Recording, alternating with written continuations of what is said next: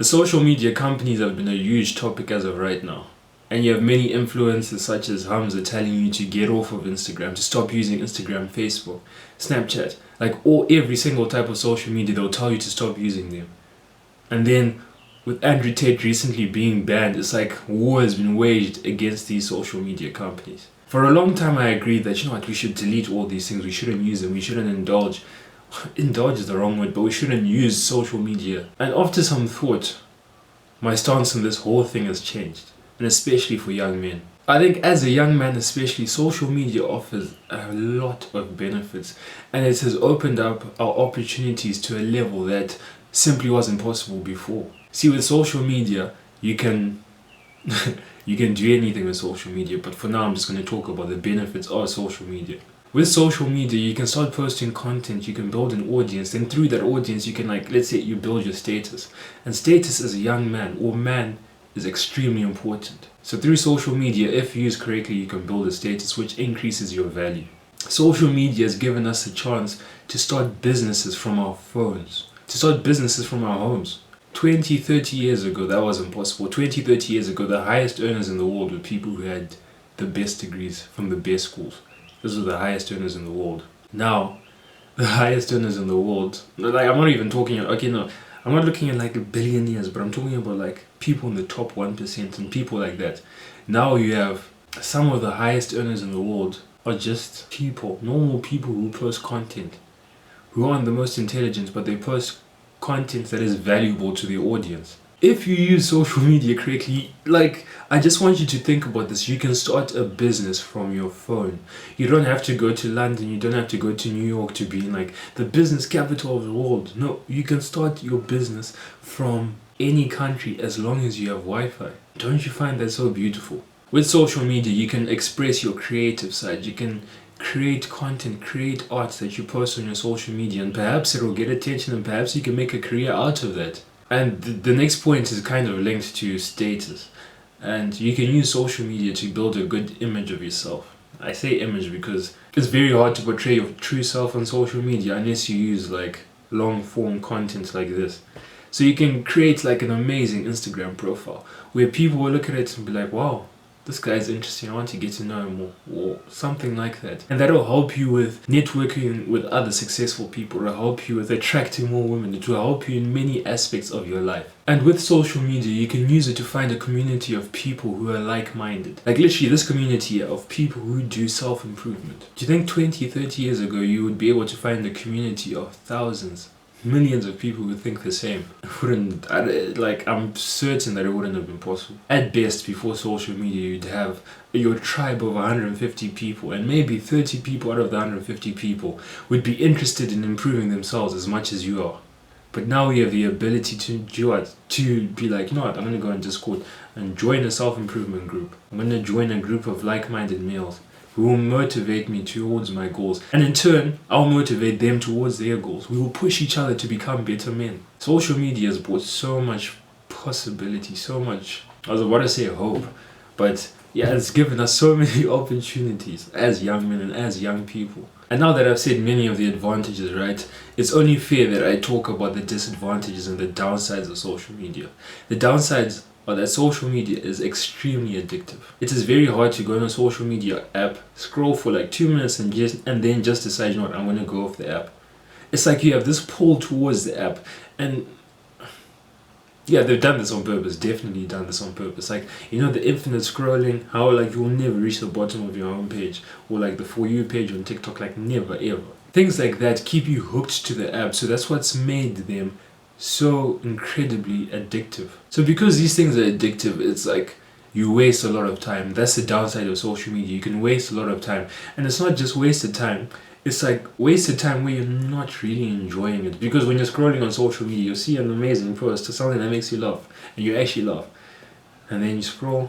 15 minutes later, you see something that's slightly funny, and 5 minutes later, you see something that's very funny. So the time that you spend on social media, most of the time, it's not massively enjoyed. But then because of the addictive nature of it, we just keep on scrolling and keep on wasting our time. And another downside of social media is that it's made us invested in other people's lives, people who we'll never meet, people who quite frankly don't matter. And I'm not saying Will Smith and Chris Rock don't matter, but Remember when Will Smith slapped Chris Rock? Will Smith slapped Chris Rock. Every single person was talking about that, investing their time into that. Guess what? It did not change their lives whatsoever. Focusing on it had absolutely no benefit on their lives, yet people invested their time and effort into conversations of, oh, should Will Smith have done this? No, it did not matter. And quite frankly, I didn't care. And you shouldn't have cared as well. I think the worst downside of social media is that the nature of the content on social media, when you go on Instagram, you go on TikTok,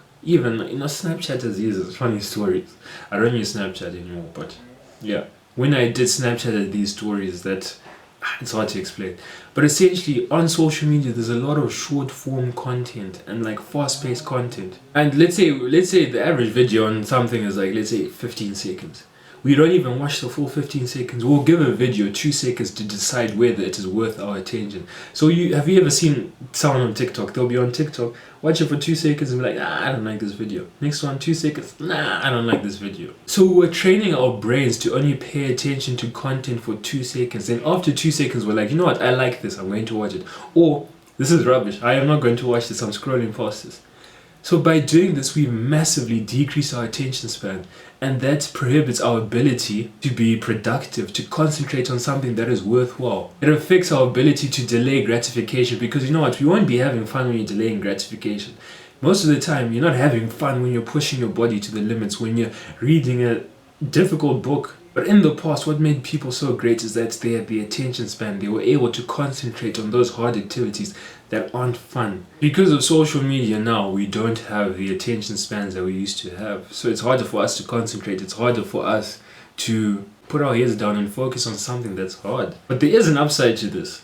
It's that everyone else's attention span is messed up. So if you can somehow increase your attention span, if you can somehow restore your ability to concentrate, you'll be levels ahead of anyone else. It will be so easy for you to dominate. Before in this video, I said that you're able to find a community of people that are like-minded, and that is a benefit. But there's also a downside to that. Because when you find a community of thousands of people who are like-minded, you begin to see people who are more successful than you. You see millionaires who are 22 years old, but they're near 22 and you seem to have achieved nothing. Because of this, you compare yourself and you feel worse about yourself. You feel worthless. You feel like, I'm doing nothing with my life. Because you feel like that, those feelings manifest themselves into their physical equivalent. Then you actually end up doing nothing with your life. See, back in the day, before social media, you'd only have 150 people that you interacted with daily. So, comparison, I think, is a normal human trait. And people say that comparison is a thief of joy. And they see that as a negative thing. I think comparison taking your joy away can be good or bad, because sometimes you genuinely don't deserve to have joy in your situation. So I think the comparison is a neutral thing. I think the problem comes when you compare yourself to someone who's in England and you're living in South Africa. Completely different situation, completely different upbringings, and you're comparing your results to them. So I think that is a huge problem with social media, that you can compare yourself to people who are living completely different lives to you. In the past, you'd only compare yourself to people who were born and raised in the same area as you, or working in the same job as you. But now you can compare yourself to someone who was born into a family of millionaires and was gifted everything. And even though they still had to work, you still have to work to reach a level of success. But they were a few steps ahead, and you now compare yourself to them. And the last bad benefit is TJ!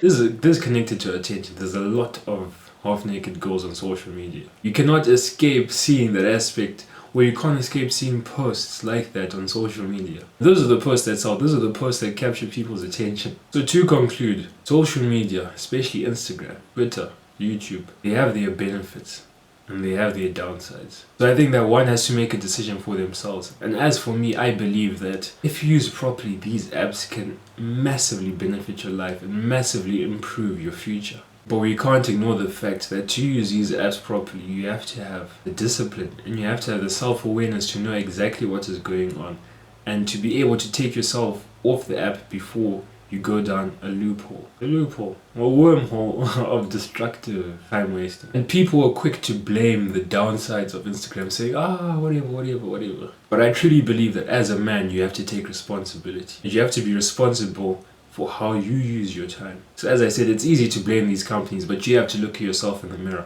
and decide if you're at the stage where you can use these apps to benefit your life and to actually benefit other people's lives. As for me, I'll continue using Instagram, but as a creator, not a consumer.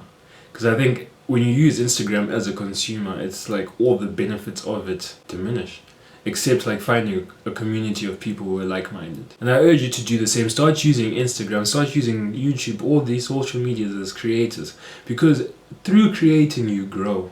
Because you get feedback, you learn what you like, you learn what you don't like. So to sum everything up, you have to take responsibility. You have to look yourself in the mirror and see what type of man you are and whether you're capable of using the apps productively. Because I can promise you that there is so much good to be found on social media if you use it correctly. So take the time tonight, decide for yourself. But most importantly, do what is best for you. Don't let me persuade you. Do what is best for you. If the best thing for you is to use Instagram and YouTube as a creator, then so be it. If the best thing for you is to not use the app, then so be it.